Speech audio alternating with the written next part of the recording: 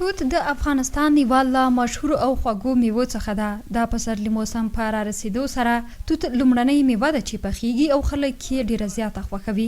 د پسرلي په موسم کې اکثره خلک د افغانستان لرې پرتو ولسوالیو او کلیو ته د توتو میوې میلې ته ځي.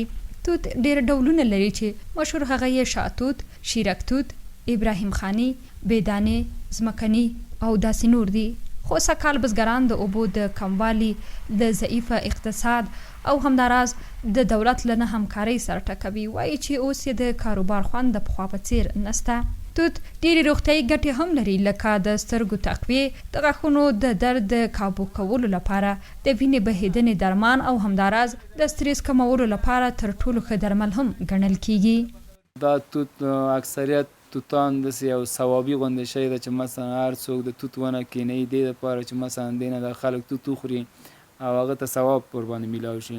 بزګران وایي چې یو خوا سختو اورښتونو، توندباد او بل خوا چغکو د دوی حاصلات له خطر سره مخ کړي دي. مصطفی چې بزګر دی وایي دوی په دغه باغ کې چې نږدې په 20 جریبه ځمکه باندې آباد سوی دی 4 ډوله توت لري چې د رخصتیو په ورځو کې ډله ډله خلک د میلې لپاره ورته راځي. سهراب هم یو تن له بزګرانو څخه دی. دی وایي نه یوازې دا چې خلک تازه توت ډیر خوښوي، بلکې د ژمي په موسم کې هم وچو توتو د ډیرو پام ځان ته اړولی وي. دی وایي چې د وچولو لپاره یې 2 لارې دي. لومړی دا چې توت وڅنډي او بیا یې پر بام هوار کړي، او دوهمه لاره دا چې ځمکه پر بوټو وپوښي چې دا بیا تر ټولو قیمتي وچ توت راځي. د پسرلي د موسم لومړنۍ میوه توت دی. ټول خلک یې خوښوي، خرڅلاو یې هم ښه دی، نسبت نور میوو ته یې خرڅلاو ډیر دی. زه د همدغه باغ کارکوونکی یم. 4 ډوله توت لرو.